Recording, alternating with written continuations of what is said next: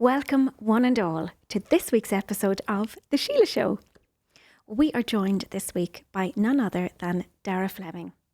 Hailing from County Cork, Daragh is an acclaimed writer, poet and mental health advocate. As well as his memoir-influenced work, Daragh's essays, short stories and poetry have been widely published in literary journals right across Ireland. His debut essay collection, Lonely Boy, explores themes of identity and resilience. And just last year, in 2025, his sharp and humane voice garnered huge acclaim with the production of A Brief Inhalation, another deeply considered collection of essays.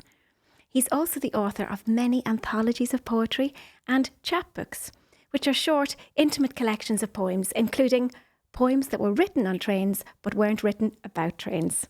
Also Enigmatic, a compact, intimate collection of poems that resonates with readers, especially in the indie poetry community, for its honesty and emotional depth. Daragh's work bridges, as you'll hear in today's interview, interior life and wider world, the personal and the universal.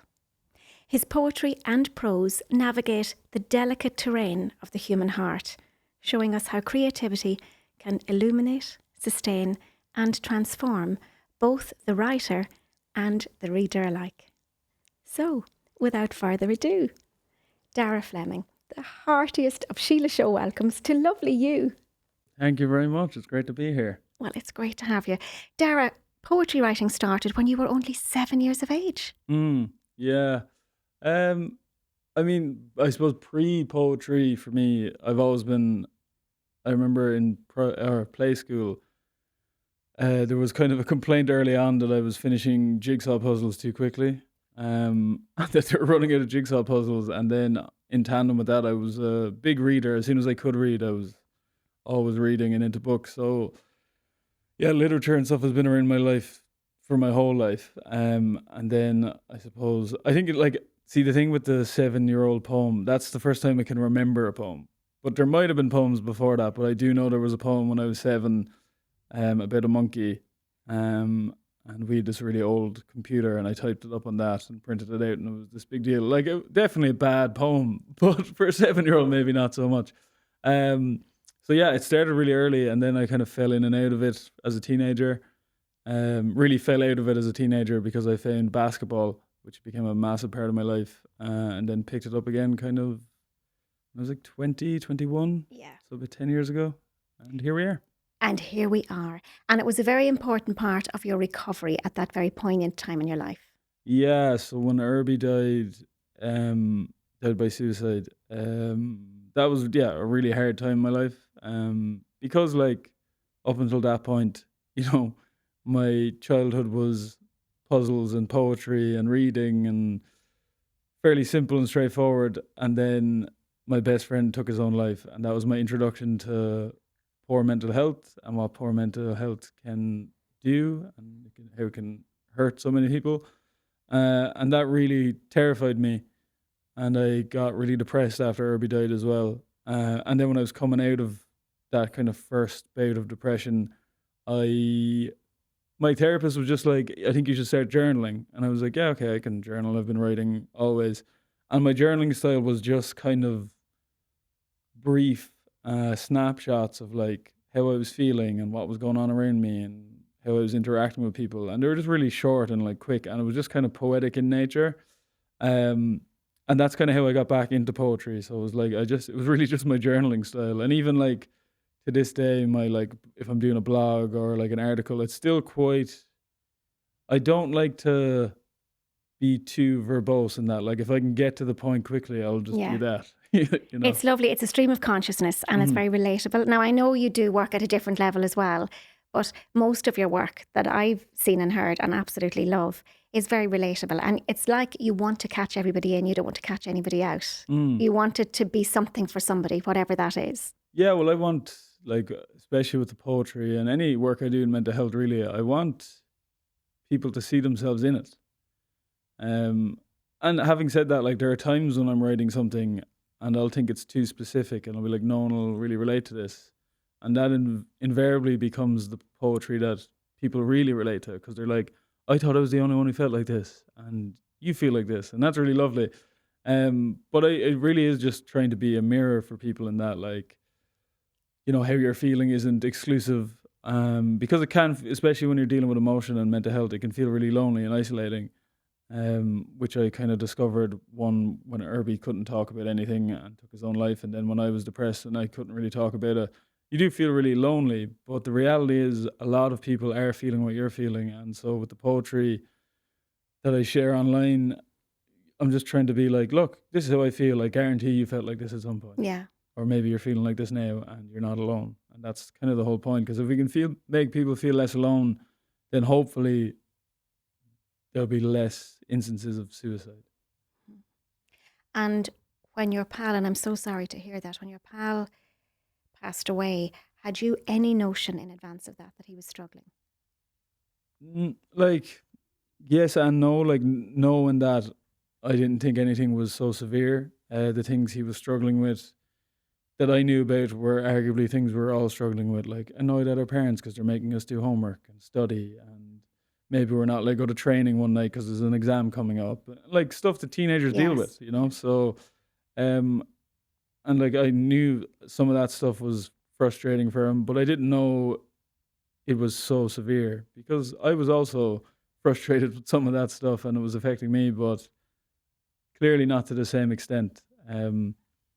So that's why it was so shocking when I remember like my father rang me on the Thursday morning after, and like Irby didn't die straight away. And they actually got an ambulance to him in time and brought him to the hospital. And then my dad rang me the next morning, and he was when I was in school, and he was like, "This is after happening," and I was just like, "Sorry, what?" I was just talking to Irby yesterday, like, and I didn't even like clock that there was anything wrong, even though he didn't come to training that night. Because I was like, oh, well, the pre-leaving cert exams are coming up. He's probably being made to stay home and study, which is fair enough. He wasn't the only leaving cert student who wasn't at training. So it wasn't really like an alarm. But there was something really, really dark happening. So it was really completely took me off guard. And I was just shocked. Like there was no real emotion initially. It was just like, what the hell? But he was still here. So I was like, okay, at least he's still here. And I went up to visit him after school and he was still there. And then he died that night due to like complications after what he did to try and take his own life. So it was messy and confusing. Yes, it was indeed. And how did your other pals respond? I mean, everyone was no one. There was not a sense of like, oh, sure, we should have known, or people were like, I thought, there was no sense of like, oh, I can see how this could happen. Everyone was really shocked by it because Irby was, we were on the same basketball team, and he was really like athletic, and he was handsome and popular, and women loved him, and when you're hanging around with him, you're just always having fun. That was the type of guy he was. So all of us were just completely devastated, like, and it really rippled through, like the little community we have in Cork. Like the basketball community was absolutely distraught. Our school, Douglas, where we were going to school, like it was tough. Like, and even his funeral, I've never been to a funeral since where there were so many people and so many lives that he touched. It was mind blowing. And then you kind of realize how much, like I kind of realized at the time how much of his life I didn't know about, despite being his best friend, because there was loads of people at his funeral and I had no idea who they were, but he'd been involved in so many communities and schools and clubs that there was just so many people. So it was a real massive loss. Mm-hmm. We're all invisible guests in so many lives that we don't necessarily even know about, aren't we? And a really tough time for you. You mentioned that you got counselling. Was that straight after, or was it a period of time later? Oh, it was a long time later. So, well, our school, and God bless them, they tried. Obviously, I had no idea how to handle this situation. So they did get a guidance counsellor from a school up the road to come down because they thought it mightn't have been appropriate for our own guidance counsellor to be doing some sort of therapy with us. And that was available to us. And I remember going to it once, and it was just, I was uncomfortable. The guidance counselor was uncomfortable. Like, neither of us had the skills. We weren't equipped with how to actually deal with this. He was just doing the school a favor. So then I was like, I'm not coming back to this. And then like my grief morphed into depression, but I didn't really know because there was no education around depression. Like my idea of depression was that you were like sad all the time.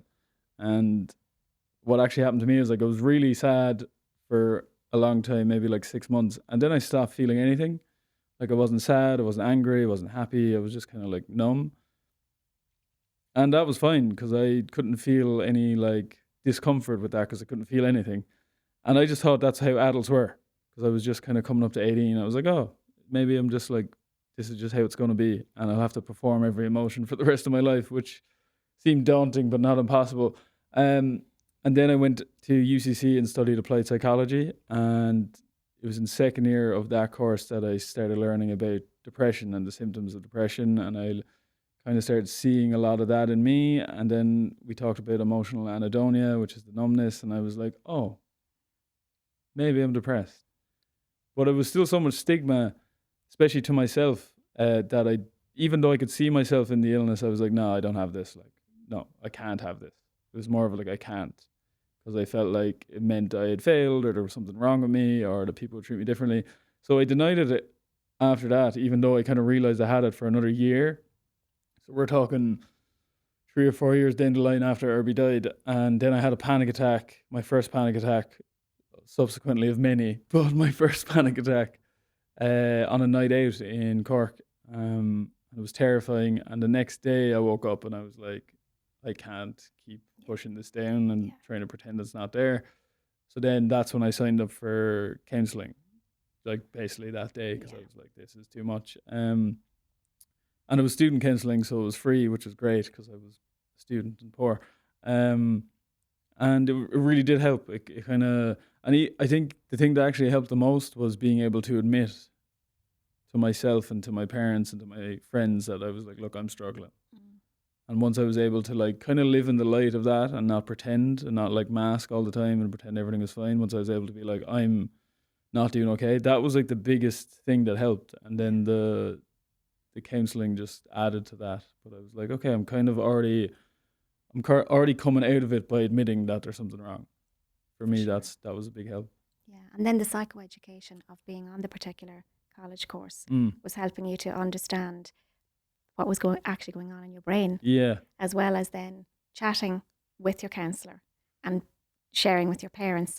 It brings it from subconscious to conscious. And it gives you the opportunity then to put some awareness on it. And sure, when we're in our gentle observing self, we're not in the problem, we're the observer of the problem. We can begin then to untangle the messy middle. So did you find as you went through that period of time that the journaling was becoming less of a stream of consciousness and more of maybe a processing point for your pain? Yeah, it was definitely how I felt about journaling and writing poetry, is that I was kind of relearning emotions because I hadn't felt them for like 4 years. So relearning and kind of reigniting them. So I might feel like inklings of something and I mightn't even be able to tell what it is, but I know there's something going on, and being able to just like write whatever is coming up in my head out allowed me to hold on to that emotion and really like draw it out. And I do that even if it was a negative emotion, even if it was like, it turned out I was feeling sad. I'm like, feeling sad is better than feeling nothing. And that's how I like really just like piece by piece brought emotion back into my life, which like I think is absolutely necessary for the creative process, because during this time as well, I gotten really detached from emotion, obviously. And I had this kind of like clinical, almost like cold interest in the psychology of it and what was happening in me. And I was kind of like observing myself as if I wasn't myself. And I was like, okay, so this is happening because this is happening. And if we do this, then that might, it was very like observational. So there was no real connection with my emotion. So at this point in my life, I wouldn't have considered myself creative at all, because I was far more like based in like reason and logic and like understanding something as opposed to like experiencing it. And then when I started getting back to emotion via journaling and poetry is when I started being like, oh wait, no, I am creative and I can do this stuff and this is actually something I'm interested in. But it was kind of forgotten because I was so detached. It was interesting to think about. It's amazing. It's beautiful. And it is that lovely creative space that we can go to. I love poetry as well, as you know. And it's a heart hook into whatever is stirring you at a given time. Mm. So you went on then, Daragh, to write your chapbooks and your books, your anthologies of poetry and your short stories. Mm. And all was well, fine and dandy. And you travelled then. You travelled to Barcelona. I did. And still not necessarily making a handsome living from your beautiful craft. No, despite what people like, I remember there was this one guy in Barcelona from Germany, lovely fella, but he just saw that I was a published writer and just assumed I had millions in my bank account. And like every time we'd go for dinner, he'd be like, "Oh, well, Darryl, get this," and I was like, "Man, I do not have money." Like, so it's funny the perceptions people have of. I know that how side of far things. removed we are from the bards. We're just not making that kind of money, No. not just yet. But then you had one lovely moment when one of your poems went viral and it changed everything. Yeah, I mean, yeah, poems had been popular before, but not to this extent. Like there's been times where like before this poem where like you get like 100,000 views or 200,000 views and whatever is nice, but this like if I ever have boys was interesting because it was a response poem first of all. So I was responding to Lucas Jones, who's a brilliant poet, and I got because it went viral, I actually got the opportunity to chat with him as well, which was really nice. Um, so if I ever have boys, he wrote a poem called Dangerous Men, and I really love that poem. But I also felt like it didn't speak to entirely everything I thought about the raising of potential sons in the future. So that's why I wrote it. And it was kind of, I mean, it wasn't like I'd just written it. I'd written, like when I posted it last August, poem was probably like a year and a half old, maybe a year old, and I'd performed it at an event in Bread 41 in Bray earlier in the summer. And then that specific day, I was a little bit hungover, and I was like, "Oh, I should probably post something." And I knew I had that one edited and ready to go. The lads who'd shot it at the gig had sent it on to me, so I was like, "Yeah, I'll just post that up and see what happens." And when I was going to bed, it was at like 30,000 views, and I was like, "Yeah, that's decent, whatever." And then I woke up the next day, and like things were very different. Like it was in the millions. Channing Tatum was following me. All this mad stuff had happened, and I was like, "Okay, things are different now." Yeah. And it was great. Like, and you know, for the most part, really, really positive. Obviously, there's some people who were being horrible, but that's the internet. So yeah, that did change a lot. And a lot of opportunity has come since then, which is great. And moved to Dublin in the interim and all the rest. But yeah, an exciting time, and just speaks to like, cause and I'm guilty of this as well. I do talk a lot about the downfalls and the negative aspects of social media, but there is obviously a positive side to it too. And that poem going viral was one of those moments for me, anyway. Your Notting Hill moment. It's absolutely wonderful. And you're right. The future is definitely human, but we cannot survive without tech. And we are post digital disruption for sure, but we're managing it really well, I think, particularly on occasions like this. And well, although that said, you were catfished at one point, weren't you? That I was was, really yeah. unfortunate. I've been Oh through my a lot of goodness, stuff. you have been through, Yeah. you have such subject matter. I know. Yeah, that was a whole other thing, and not even that long ago, maybe 3 years ago now. And that was a terrifying experience. And as much as like an experience like the poem being, you know, really perceived and taken in was a world opening moment. The being blackmailed for naked images was like a world closing moment, and I felt so cornered and trapped and was in very like survival mode. But in both instances, because I think like there is something to be said about the overwhelm that comes with a lot of positive attention. That's still overwhelming. It's definitely not as like uncomfortable as negative attention, but in both instances, I had a really good support system. Like my family are absolutely amazing, and my friends. So like being able to like, you know, step away from everything that's going on, whether it's catfishing or going viral, because you still get an emotional surge. Being able to step away and just be around people who actually get you and understand you and love you is like really important. So because there's times where I in my life in my early 20s when I was like really low, that if anything like that was happening, I would have chosen to go through that stuff on my own. Mhm. So being able to like share either the wealth or the burden with people is great. It's a human skill, Yeah. isn't it? And it's not available to all of us all of the time. So you had gone through that period of time in your life when you were so alone and lonely. And you're in a frequency and an energy space at that stage where it's very hard to reach for the higher frequencies that would involve chatting and sharing and compassion for self enough to share your burden so that you could feel better. When you're down in guilt and shame and humiliation and sadness, it's very hard. It's quite crippling physically and emotionally. So it's hard then to find the energy that would invite a conversation, which might be helpful, ironically so. Yeah. But you were actually, well, it appeared to me as I watched it, it appeared to me that you were very brave and you faced it. You really looked down the barrel of the gun at it. Oh, with the catfishing? Yeah, Yeah. because like for me, I think there was this unspoken expectation that I should be ashamed or embarrassed. And for me, I was like, I don't know. Like, we live in the modern world. How people court each other is different, and people send nudes all the time. And that's just part of the process of online dating and stuff. So there were some people who were like, why are you sending these images? And I was like, well, this is just the world I'm in. My generation's in this world. This is what happens. And it's not my fault someone's exploiting me. Like, that's not my fault. I'm not doing anything wrong. So I didn't feel that shame. And I was like, you know what? I'm just going to like, and ultimately, like, you know, it's an image of a penis or whatever, like inherently a little bit funny. So I was like, I'm going to see the funny side of this and be like, look, if you see the images, fair play, enjoy them. Like, I don't know what to tell you. I'm not giving anyone money. Like, and I was like, the best way to break the power of the threat was to just be like, this is happening. I don't really care. Absolutely. Get out ahead of it. Yeah. Own And it. and like, I didn't foresee because this was back when Twitter was Twitter, the good old days. And I just tweeted because I was kind of panicking and I was like, all right, I need to get ahead of this kind of thing.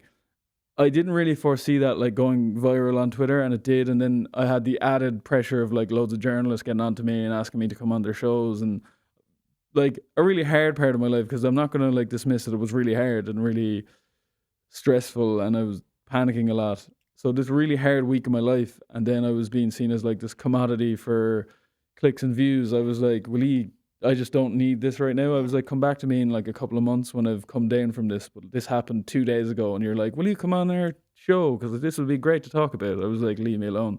But then as months went on, I have talked about it, and I have been on shows talking about it, because I think it is important to talk about in the context of young people, because there are a lot of people this happens to, and they do think it's the end of the road for them, that like they can't recover from this, and they end up taking their own lives. And my whole career has been dedicated to reducing suicide. So I was like, if I can talk about this uncomfortable period of my life to potentially stop someone from making like a huge mistake as a reaction, then I'm going to do that. That's a no-brainer for me. Like, Yeah. So when you got the bit of distance from it, you know, I do notice that actually, because there are podcasts all over the place and different people are interviewing the same people. And so anybody can go on to Spotify and hear an interview with the same person interviewed by many, many different people. And I sometimes find it a little bit sad or unfortunate that the details and the sensationalism of somebody's life is pulled out every time on interviews. I always think there comes a point where,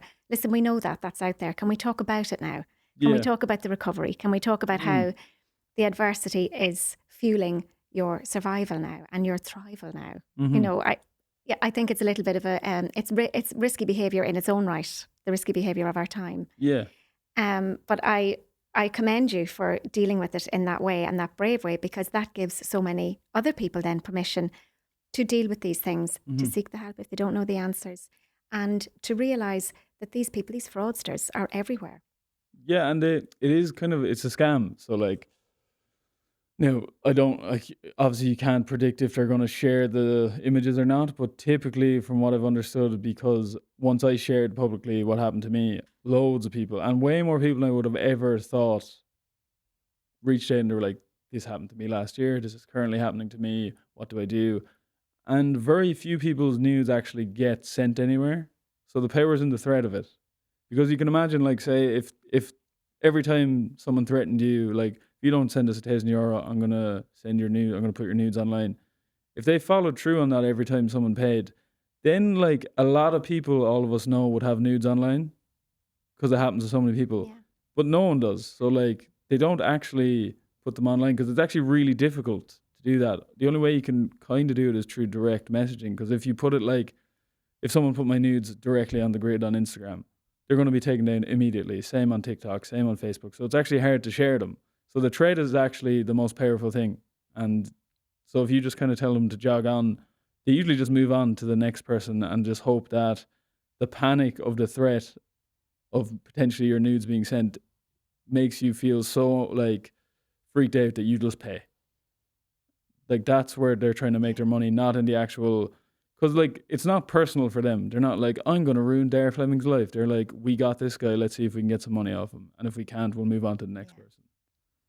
So, and I think that's interesting because when you're in it, it feels like I have to pay or else these are going to get sent out. But then like once you, and I was thinking about paying, and then the ask was just that bit too much. I was like, I'm not paying that much money. I was like, if you'd said €500, I might have thought about it, but you said $2,000, I'm not giving you $2,000.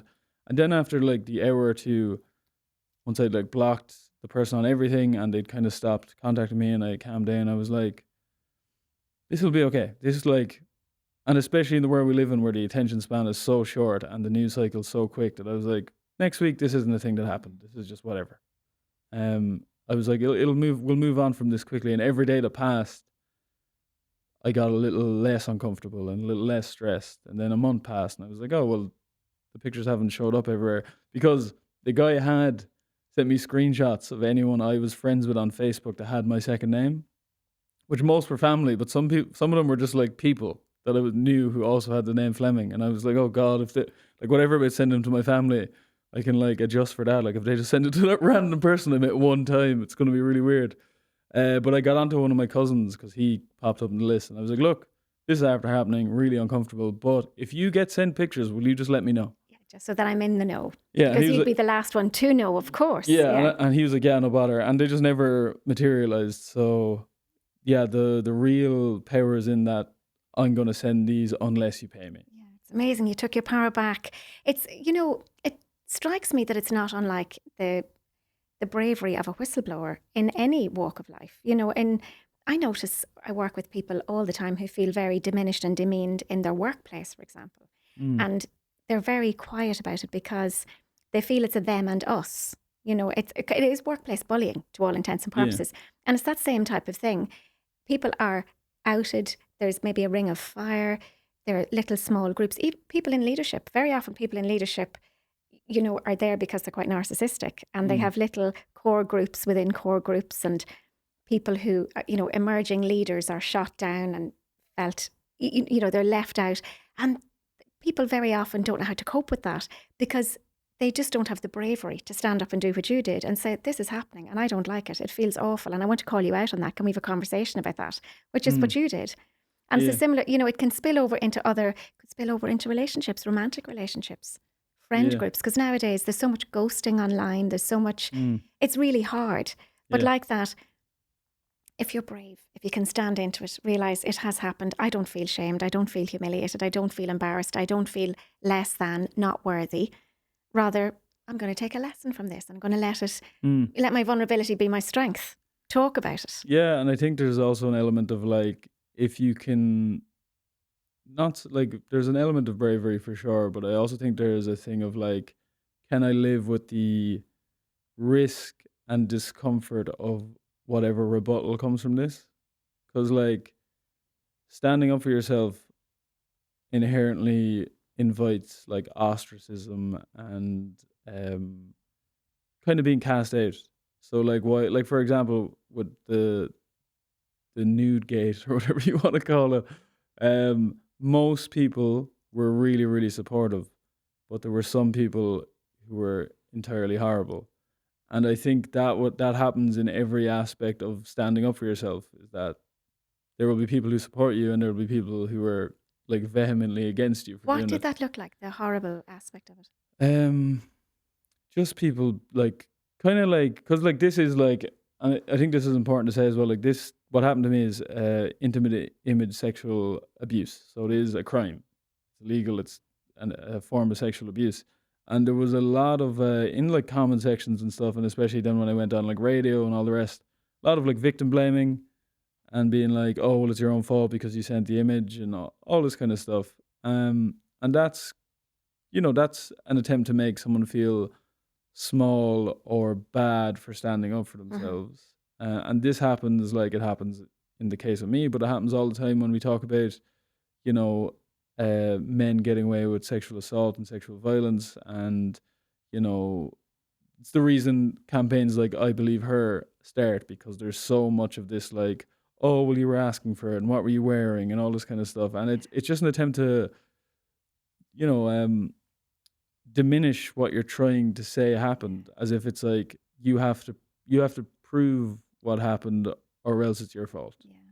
Which I think is terrible, but it happens not only in cases of sexual assault, but in the other circumstances you were talking about where there might be workplace bullying or there might be some kind of nefarious things going on, and the person who's standing up for themselves a lot of the time is the one who gets the most shtick for it. Oh, yeah, for sure. I saw it myself. I was a teacher for 30 years, and I often saw and was so sad to see that the nicest person in the classroom was bullied in the end by everybody, because there's a bit of a group think happens, and it's quite innocuous in the beginning, and it gets bigger and bigger. And not unlike when you spoke of the depression that you were feeling, it was upon you like a dark, heavy duffel coat full of rain that you couldn't climb out of yourself before you noticed it. Like that, to be the butt of the bullying and the nastiness and the othering of groups, whether in a classroom or in a staff room, to all intents and purposes, if we're talking about workplace bullying, it can happen over a period of time. And the bravery that it would require to step up into it would probably be mitigated by the fact that you would know there will be the naysayers who would put you into a wobble. And unless you're in a very strong place mentally and physically and very emotionally fit, it's hard to take that on. No, true. Very true. And I think, just kind of thought of this right now, but I think part of the reason I wanted to just like admit it immediately and get it out there and just be like, look, this is what's after happening, is because when I was depressed, I had this secret for so long. Held on to this secret that I was depressed and there was something wrong and I couldn't get over Irby's death and all the rest. And then pretended to everyone else that I was fine and was able to like perform my emotions and mask and all that kind of stuff. And when this happened, I was like, if I don't share this with people, I have to carry around another thing and pretend everything's fine, even though I'm clearly in distress right now. Yeah. Like, so I was like, I don't want to do that. I don't want to like, because it wasn't like telling people it was going to take me out of distress, but it's like, at least I don't have to like deal with this on my own. I can be like, this, just help me. And I think that was a real factor in it as well, because I was like, I don't want to have to like, just carrying a burden like that on your own is so demanding. It's exhausting. And I just didn't want to do that. So I was like, okay. So like the first person I rang was my mom, like, and I was like, look, I don't want to get into this now because she's a mammy, like, so she was like, she would want to know all the details. I was like, look, I can't get into this now because it just happened, and I told her what happened. I was like, look, if someone sends you an image, probably don't open it. That's all I'm going to say. And I was like, I'll ring you back in a few hours when I'm after calming down and we'll go through it. And then I was like, right, we've already like popped the balloon of like, someone knows already. Yeah. So that was it. Within like the first 20 minutes, I was like, oh God. I know. Mammy worked. Don't worry. She was the first one to see it anyway. She'll get over it. There you go. My eldest is not that much younger than you, so I can really relate to that. And it's lovely when mums and sons can be so close as that, as to be able to discuss these things and share them and help each other through. And I know, well, I can only imagine that she would just want to mind you. The detail would be irrelevant at that stage. Rather just mind you and help you to get through whatever guardrails you needed or support you needed. Whether you needed her to flick on the light or sit in the dark with you, she would have done the right thing by you at the time, I'm very sure. A lot of my research for today took me to spaces and places where you're very aware of the wonderful support you have from home. And mum and dad, if I take you back to that moment in your younger years when you were so depressed, they were a huge part of the hammock that you sat into when you were feeling your pain. You got a tattoo at one point. When I was 17, yeah. So yeah, you really did do your research. I sure did. So yeah, when I was 17, like literally maybe a month after Irby died. So like Irby was older than me, and so it was like me, my brother, and then two other lads, Diarmuid and Mark and Irby were all in this friend group, but they were all in the same year in school. So I was 17, they were all 18, and they were all going to go get tattoos for Irby, and I obviously wanted to as well. But I needed consent from my parents because I was only 17. But and I think if it was just like, say nothing ever happened with Irby and I was 17 coming asking if I could get a tattoo, they would have been like, absolutely not. But I feel like I kind of backed them into an awkward corner where they kind of had to let me get a tattoo, which I still have now. It's absolutely destroyed. It's really old and I need to get it redone. But yeah, it says live through me. And that actually became a little bit burdensome for a while because I was like, especially when I was depressed, I was like, in my head, I was like, I'm supposed to be living for me and Irby, and I can't even get out of bed. And there was there was not a little bit, a lot of guilt and kind of disappointment in myself with that, and that was just feeding into the depression and making it worse. But yeah, I mean, I've definitely gotten over that guilt now because it was a very ambitious thing to take on to live for two people. So I do see the funny side in it now, and I know there's no expectations for me to be doing that. But at the same time, when things are happening that are good in my life, I do, and like I think about Irby every single day. So like he is always with me in the good and bad times. So in that sense, it is true. And like everything I've ever done in mental health has like what happened to him is the catalyst of that. Yeah. Like so that's his legacy as much as it's mine. For sure. And do you have an idea of where he is, Dara? What's your sense of Uh, heaven and earth? I don't know. When I was younger, I was very like hard nosed atheist, and that was probably a bit rebellious because I grew up Catholic. But I don't know. He could be everywhere, anywhere. I'm happy. Like I'm kind of more like now. I'm more up for anything to be true because I think when I was younger, I was of the idea that it's arrogant to think there's definitely a God and there's definitely an afterlife. I was like, it's incredibly arrogant to be sure about that. Then as I got a bit older, I was like, it's equally arrogant to be definitely sure there isn't a God and there isn't an afterlife. So I was like, right, I don't have a clue. Yeah. So he's with me, he's with his mom, he's with the people who love him, but I don't know where he is. Yeah. And that's fine. Absolutely fine, for sure. None of us do. Yeah. Science doesn't know, mysticism doesn't know, and somewhere in the middle, we just have to, reach our hands across the border and shake hands with each other. We don't know. Yeah. No, we don't know. I personally have a sense, because I have suffered loss in my own life as well, very close to me. And I've always been, well, when I was younger, I was a very practicing Catholic, and then my faith evolved. And I'm very, very spiritual now. It's a different iteration of the same thing. It's a huge belief, and I have lovely comfort in my faith system. And I choose to believe that the place from whence we hail is energy, frequency, and spirit. Mm-hmm. And we take on a body, and we have a wee journey, Mm-hmm. and then we return to energy, frequency, and spirit. And that in the meantime, the things that stir us in life, and this is why I do my writing, and it's at these times that I do my writing, I feel poetry in particular, but also stories, knock on my door and, to all intents and purposes, say to me, we better get a bit of this down on paper. It's going to get rough. Or the very joyous things, now you need to settle here, Síle, because what goes up must come down. So I can gently bring it down then with my writing as well. And my awareness of that in my own life has been that I refuel in source energy at those times when I'm feeling stirred by life, the good, the bad, and the ugly. Mm-hmm. So that works for me. And as you say, there's no one way.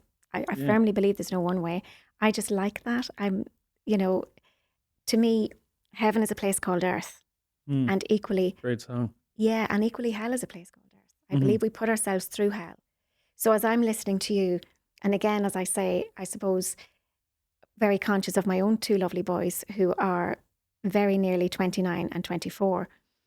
And so I'm very aware of young men and the challenges for young men nowadays in the world in which we live. It's a very different world to the world that I grew up in.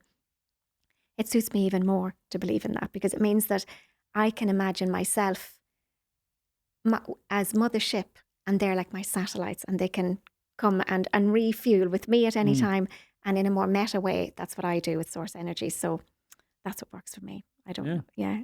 And like, yeah, no, I'm fully on board for that. And like, it's nice to just even, I suppose, like, because if you said this to me when I was 20, I would have been like, you're out of your mind. What are you talking about? But now I'm just like, yeah.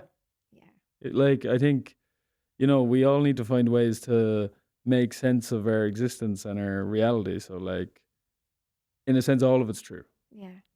Every like, if, I really reflect on the concept of an egregore a lot, because I think it's so powerful that like you're creating your own reality by believing in stuff, believing in like concepts, but also believing in people and believing in yourself.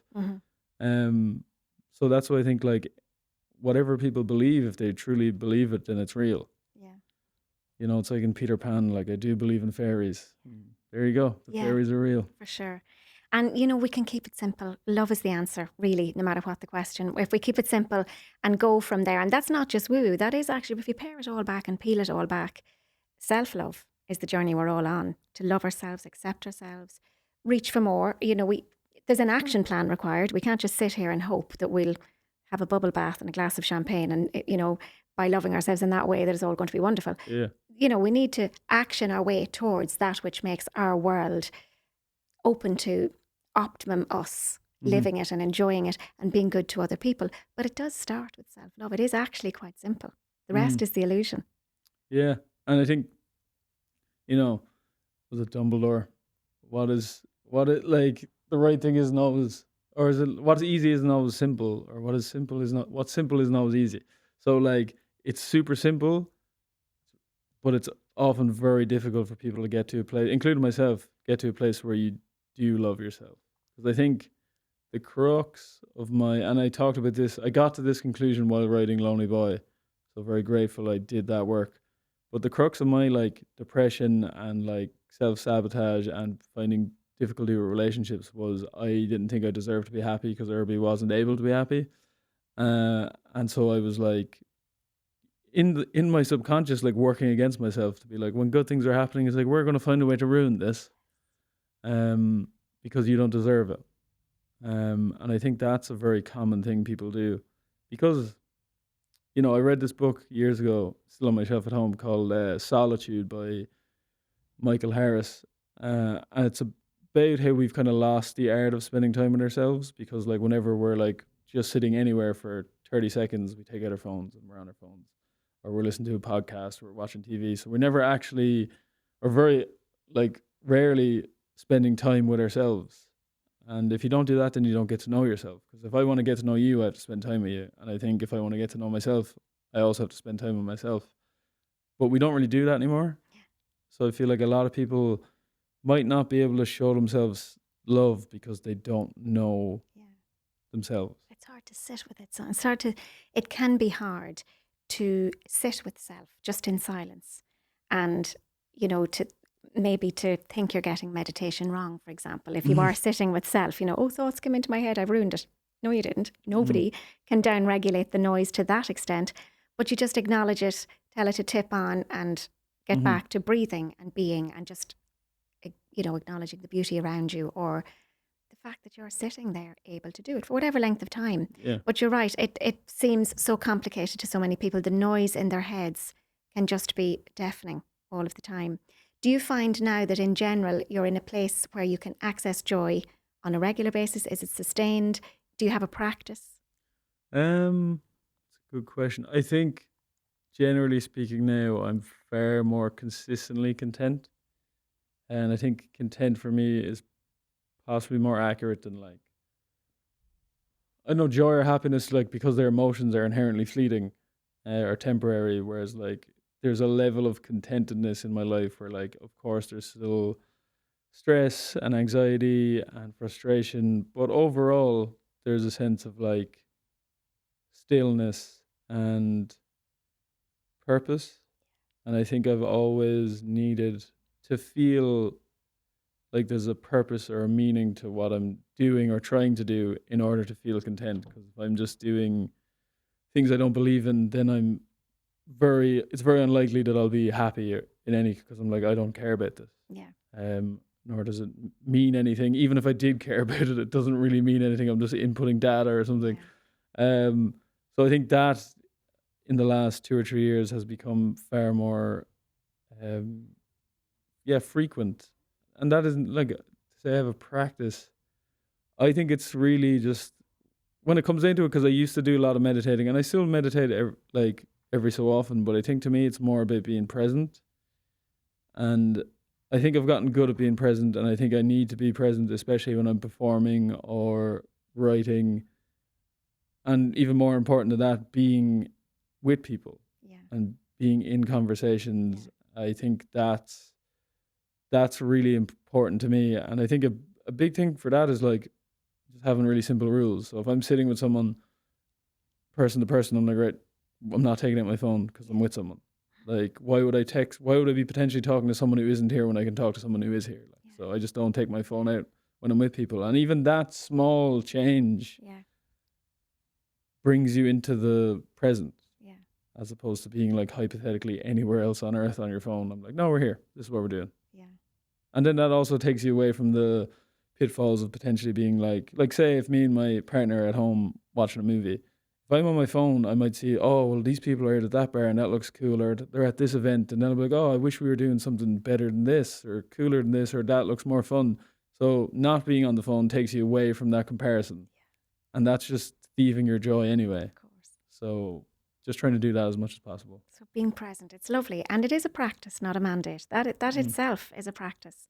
And meditating and appreciating and being in a space with somebody that you love, somebody that can help you to get out of your head, somebody that grows your world to some extent, but that you're not dependent on for your happiness.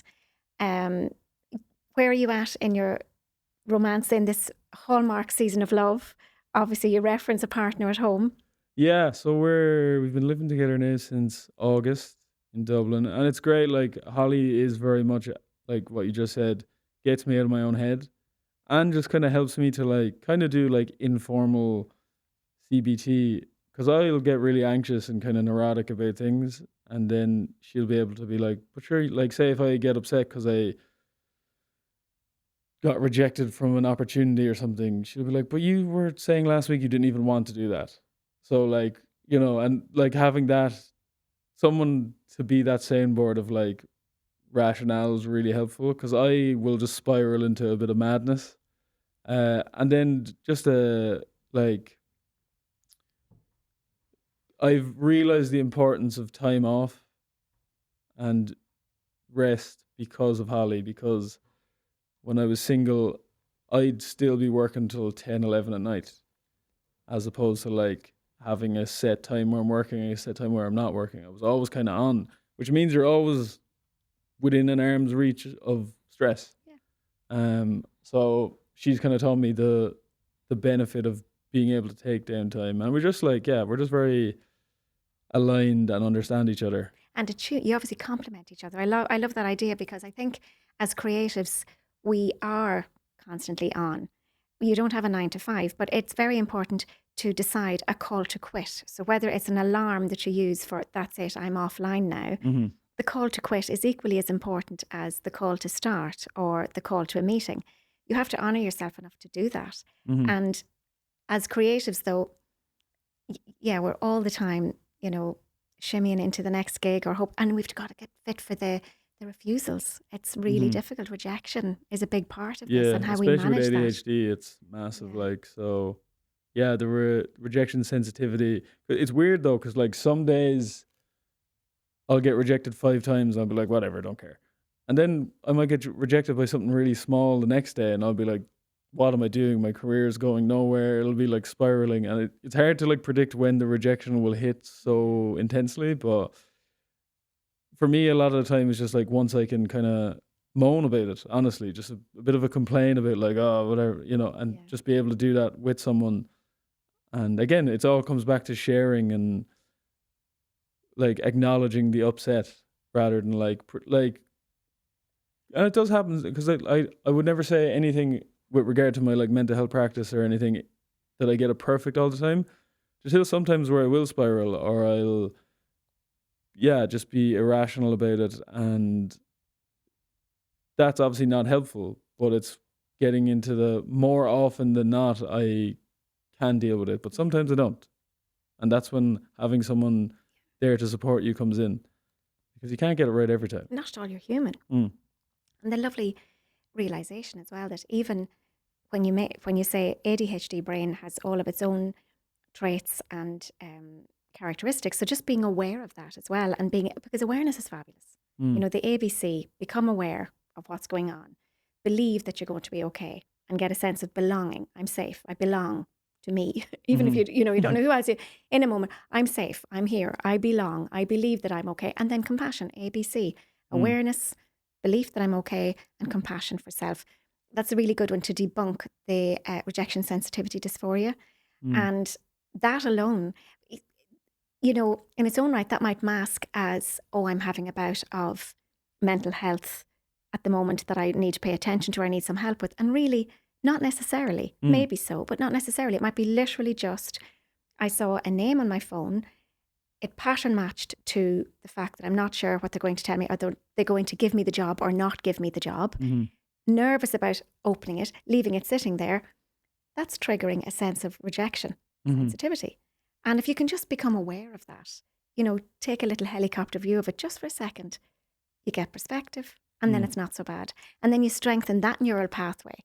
So the next time the set point is different. So over a while, I commend that. It's a lovely practice. It's just realizing I don't know everything about everything. I won't always be well. I don't have all the answers. It's a lovely conscious incompetence. I think it's a great piece of kit. I love it. Yeah, I think it's very strengthening, really. And when you're writing, then you're using your creativity. You obviously are a fantastic advocate for mental health, and you're using your creativity as, I suppose, it's your modus operandi for managing your mental health. Do you advocate to others to do the same?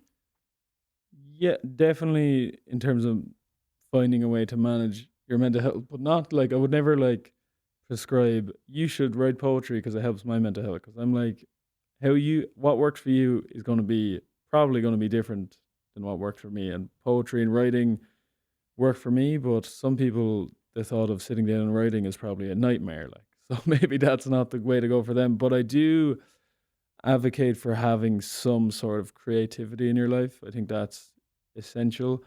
And I think we've kind of missed a trick societally by kind of convincing ourselves that creativity lives in very specific lanes. So it lives in writing, painting, sculpting, those kind of the classic arts. Because I think creativity kind of can come into every aspect of your life.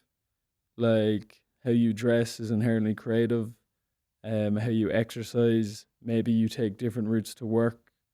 You know, you switch things up. Like, I think even like conversation is incredibly creative, and you can talk. I love my favorite conversations is if we're talking about really mundane, benign things in an interesting way. Yeah. That's inherently creative. So like, there's so much creative aspects to life, but we've kind of, and I think that's what came into play when I was telling myself when I was younger that I wasn't creative, because I only saw creativity as these very specific things.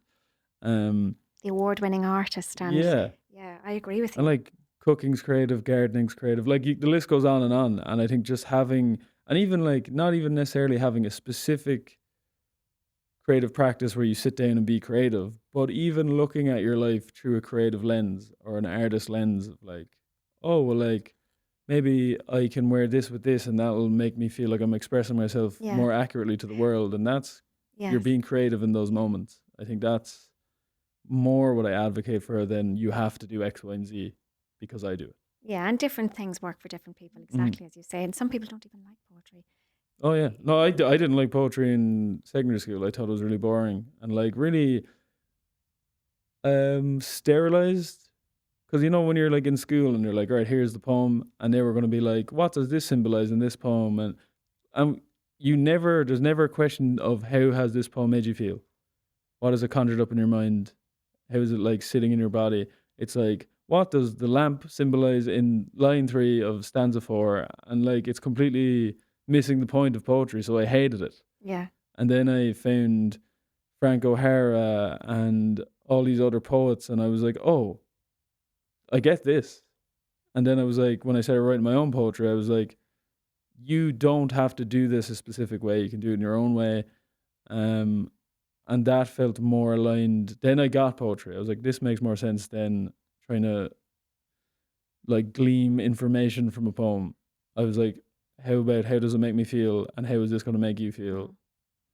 That's what poetry is for me. And every time you revisit your own poetry, even never mind anybody else's, it's different, you know, because you go back to it then from the vantage point of the given day. So if you're performing it at a particular gig, the atmosphere in the room on the night will determine how you deliver. Your own form on the day will determine how you deliver, whether or not you slept the night before, where your mental health and your emotional fitness is at on a given day. You'll recall it because you wrote it. They're your words. And when you draw the pen picture in that way, you don't forget it. You know, it has come from the inside out. So it's easy to remember. But you will deliver it differently and it will land differently because circumstance changes. It's like any memory. Anything we recall in the vantage point of the moment. We don't see the world as it is. We see the world as we are at a given time. So poetry is the same. It's flexible and fluid like that. Yeah, and sometimes, like, I mean, there's some poems that it's obvious what they're about. Like my poem recently, My Dad Could Beat Up Your Dad, obviously about my father. But there's other poems I've written that are kind of more abstract, and I've gone back over them and I've been like, oh, this is about my brother, or this is about my mom, and I didn't even realize this when I wrote it. And when you come back, you're like, oh, that's what that's about. So you do kind of like, and that happens obviously for when I read other people's work as well. I'm like, this poem meant this to me when I read it 3 years ago, but it actually means this to me now. And it's like, even though nothing has changed with the poem, I've changed, and that then changes how I interact with the poem. And I think that's true of all art. I totally agree. What about masculinity? And just when you mentioned that particular poem, I know that particular poem about your dad. Where do you feel? I did hear you saying at one point that you're tired of the masculinity conversation. You feel it's Yeah, I mean, yeah. Well, I think it's had its moment. I was kind of being a bit, I suppose, facetious. Yeah, because like I'm tired in the sense of, for the last 10 years or so, since the kind of advent of Jordan Peterson, Andrew Tate, masculinity has become this massive hinging point in like mainly like intellectual talking heads. And I think that's just, I don't know, like even as a man, but as a person, like my levels of masculinity isn't even in the top 50 things that's important about who I am. But it's become this thing that like your manhood is directly linked to how masculine you are. And I just don't think that's true. Because like I know a lot of masculine traditional men, and I know a lot of men like me who are kind of somewhere in between, and I know a lot of like men who would be like quite feminine. All still men. So I'm like, your masculinity actually has nothing to do with your manliness, which is why I'm kind of like, why are we still focusing on this? Because in that article where you probably read that, my kind of conclusion is, if we're talking about raising good men and we're focusing on masculinity, I don't think we're gonna like figure it out. But if we just focus on, if we have boys, if we focus on teaching them and bringing them up to be good people, then they'll just be good men, because they'll be good people who are men. Yeah. You know, so like I don't understand when we, and like that's the, I mean, the culture wars and the social media of it all, where we keep dividing things based on subcategories, and that just causes division and like, not all men, and why are you making it about women all the time? And it causes all this like conflict. And I'm like, if we just focus on like what we all have in common, and men and women have the fact that we're all people in common, then we should just focus on that and be like, oh, well, to be a good man is actually different to being a good woman. I'm like, no, if being good is just being good. Yeah. So that's it's not why, gender specific. Yeah, no. I love that. So that's why I'm just like, that's why I've been like, I'm just tired of how much masculinity is brought up in a conversation where it's not really that important. Yeah. It's a lovely message. It's a very important message, and you make it very well because it's very relatable coming from a man and a young man who is willing to use his vulnerability as his strength and stand in front of people one moment of his life and say, I was so broken and now I'm not. So being able to notice the glimmers as much as the triggers. I fear a little bit in the world in which we live. We're in a very dismissive space in the world. There's a lot of estrangement in families, bigger family groups, ghosting online. I think we referenced that very quickly. We were talking about something else before we went on air, and, ghosting and just dismissiveness, and Everything's transactional and so, temporary.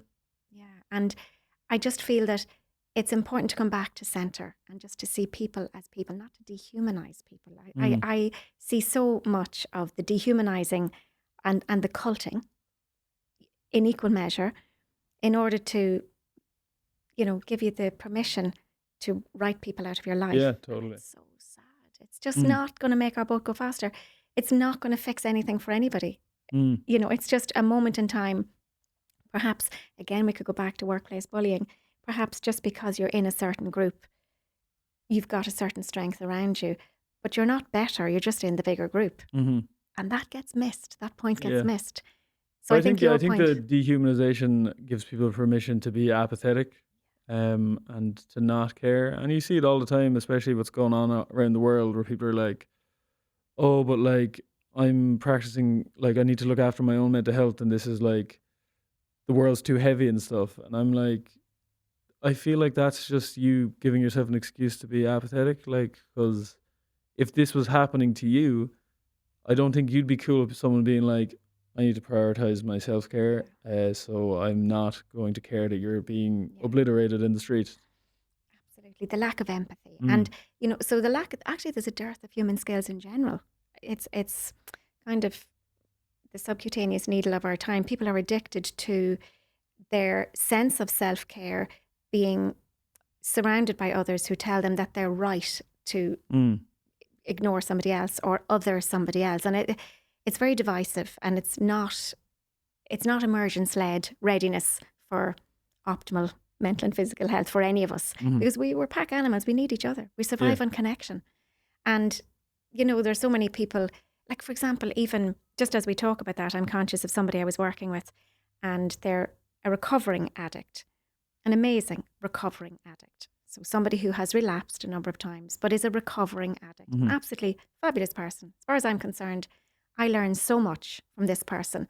Their bravery, their tenacity, and their willingness to recommit, because there's room for a lapse on the cycle of change, the willingness to recommit and to jump on that cycle of change at a different point every time. You don't have to go back to pre-contemplation. If you were already in action plan and you fell off the wagon, you can jump back on that cycle of change much further down the line. And very recently in a session, this person was really devastated at a familial disgruntlement about them and about their practices and their seeming failures and weaknesses, that really they were, the fact that they are in addiction is totally their own fault, and that they like victimizing themselves and looking at, because there are stories out there that if you are an addict, the first question you might be asked is, well, what happened to you? And then the stronger version is, well, what did you do next? So we've all of these theories, but none of us know what's going on in anybody's mind or head or heart. And anybody who can think they know better is othering. And it's like a microcosm of what's going on in the world around us that it's just not okay. Yeah. We have to speak up for. And I think it begins with a lack of empathy. Yeah, because I think, to a certain extent, I think the term even like self care is redundant, because like in order to be healthy, you have to have people around you, and they also have to be in a good place for you to also be in a good place. So your well-being directly depends on other people's well-being. So this idea of like self-care and this individualized kind of industry of well-being doesn't really make sense for like a social creature. That's like my well-being. Of course, there's certain things I can do to take care of myself, but my well-being really does depend on like the people around me too. The quality People I'm the sharing quality this world exchange of with. attention. Absolutely, Daragh. And from that perspective then as well, as we hope to engage and maintain mind-derived health optimization, we have to be with other people, or the extent to which we are with other people who are of a similar mindset. will determine how well we are and how well we respond to our environment rather than react and stay revolving in that rabbit hole Yeah. if that's where we find ourselves. So by any stretch of the imagination, do you have a lovely poem for us? I should do, yeah. Have a rummage. I definitely have poems in here. Anyway. Let me just have a look. Try to think of one that. Oh, they're all fabulous. I just, it was rabbit hole that pattern matched me into asking. I really went down a rabbit hole over the last few days. I was saying it not any way tongue in cheek yesterday as I spoke to you, and your work is just fantastic. Oh, let me see. I just don't want to do one that's too heavy. As you're just searching there, and as I listened to you this morning on social media, reading your poem, I Am Daragh, I recall that a long number of years ago now, I was teaching Rangashay, and I was in education for 30 years, and I did a similar exercise with the children in school, and it was just gorgeous. It was so emancipating for them to come up to the top of the class and say who they were. Now, it wasn't anything like the style or format of yours, but it was just learning how to be present in a group and address a group and catch everybody in the room as much as you can with your eyes and project your voice and all of the things. And we gave a few touch points in advance as to the things that they might say as they would recount.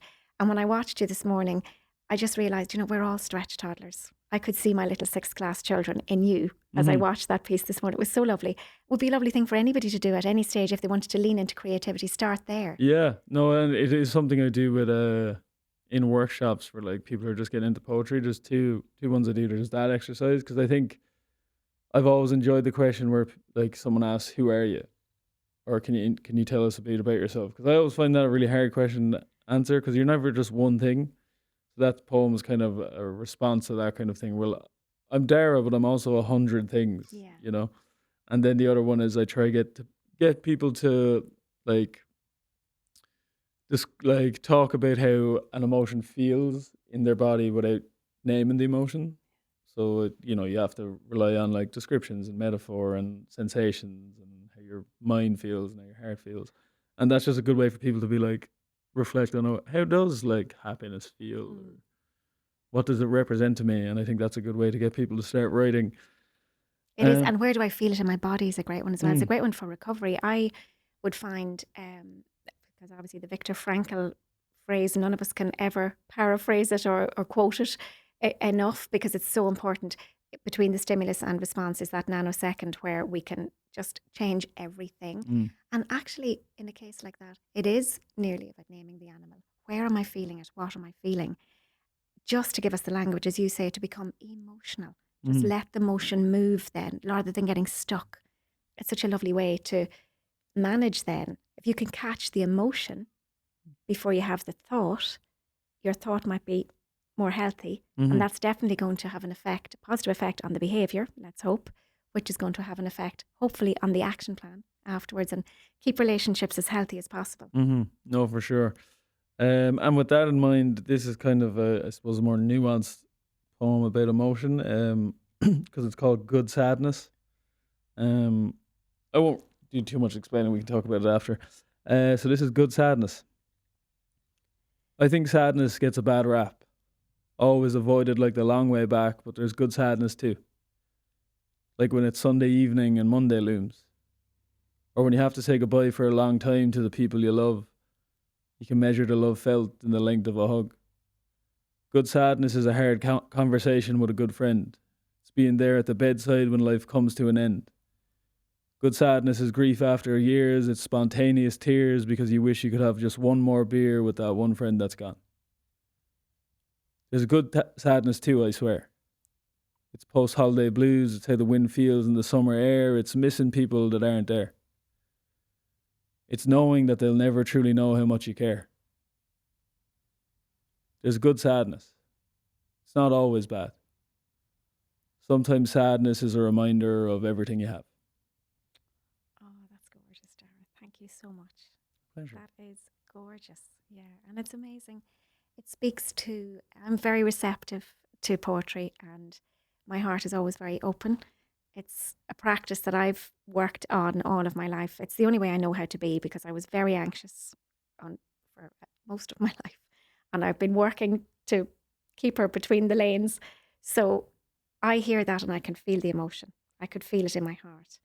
And a few of the lines that you said resonated more with me than others, because clearly emotions relating to those must be in the vicinity, the vibrational vicinity of where I am right now.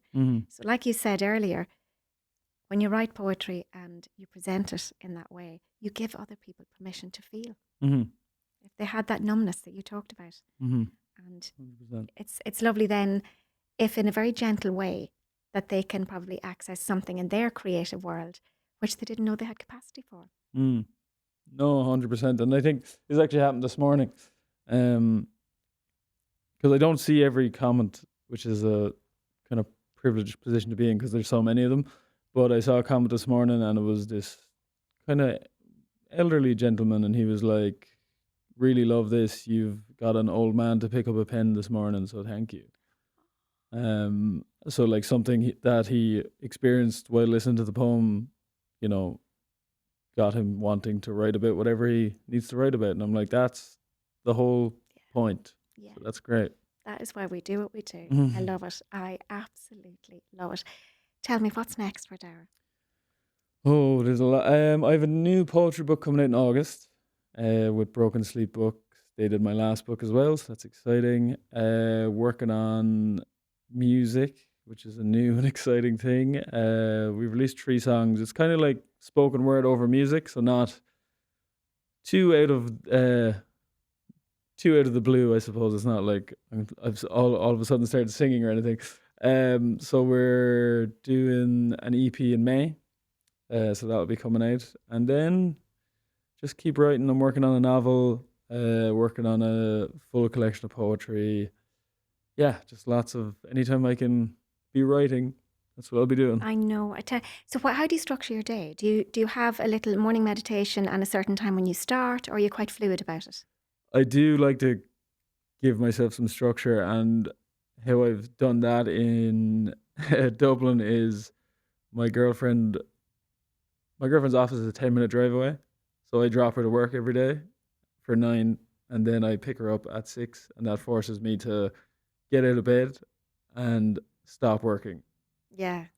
In those 2 times. So that's really helpful. So just put structure on my day. So I'm like, okay, from 9 to 6 we can work, and then after that we're done. Yeah. And apart from gigs that you've got in the diary, which is where you turn the book, because I mean, sitting at the table, you're not actually, they're the non-fee paying hours, but without those you can't present yourself. So you have to have a diary, a short-term and a long-term diary as well. And oh, totally. Like, yeah, so if they're like, that's my average day if there's nothing external going on.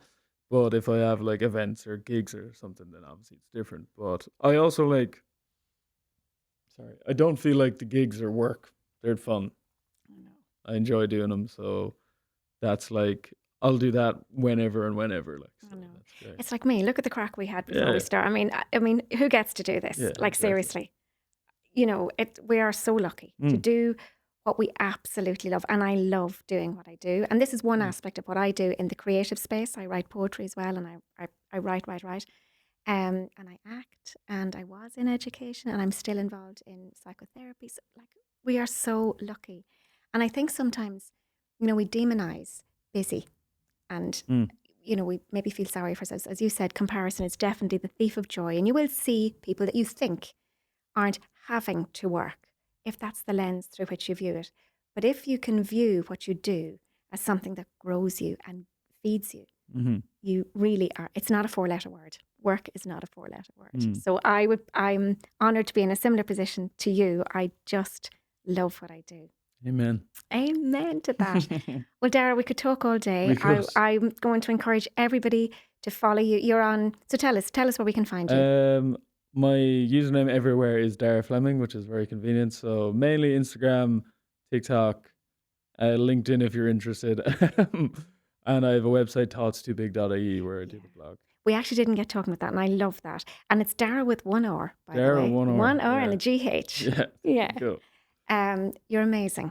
May time expand for you, and continue to enjoy the storytelling. You're an absolutely amazing story steward, and it's been a pleasure having you on the Síle Show today. Thank you very much.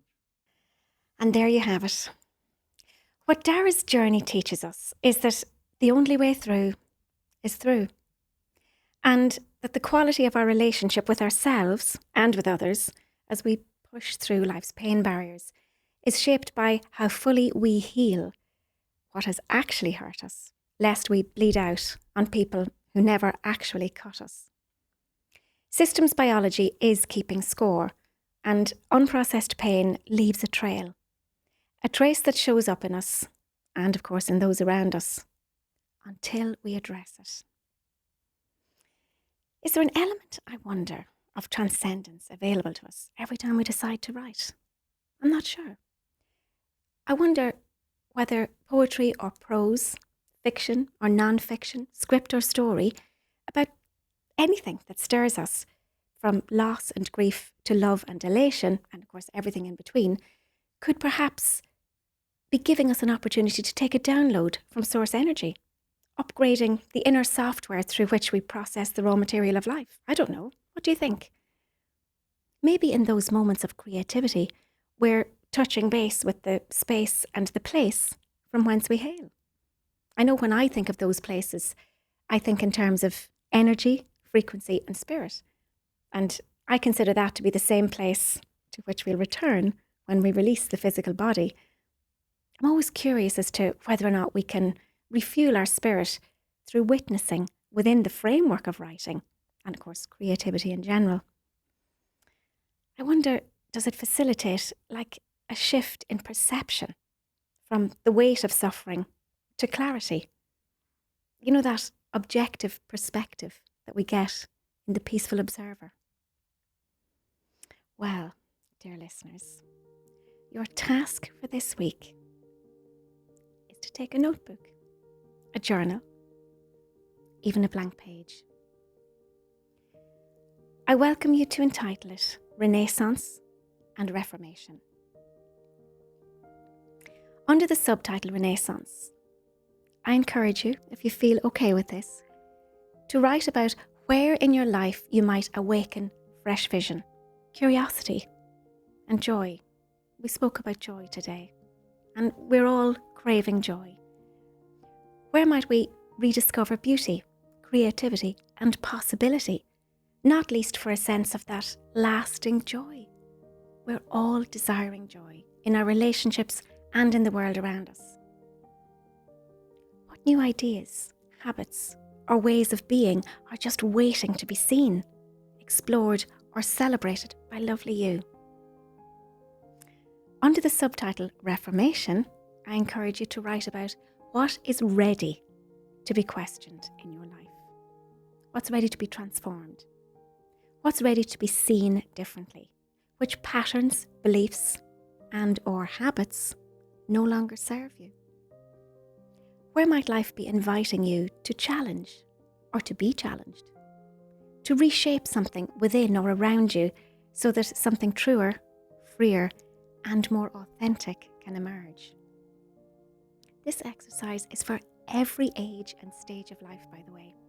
Whether you're navigating early adulthood, the messy middle, of menopause, andropause, you know yourself, or the later chapters of your life, these moments could be considered to be, well, like the Renaissance era itself, invitations to rediscover, to experiment, and to create anew. Writing isn't just a tool for expression. It's a way to witness, to process, and to engage with life's pain and life's beauty. It's important to acknowledge the glimmers as much as we bemoan the triggers. Let's step into our own renaissance. Let's invite our reformation. Rather than seeing life only through the eyes of human ego, where nothing seems to make sense, let's let our writing be the path to transcendence, to witnessing and transforming with grace. Disrupt or be disrupted. And so it is.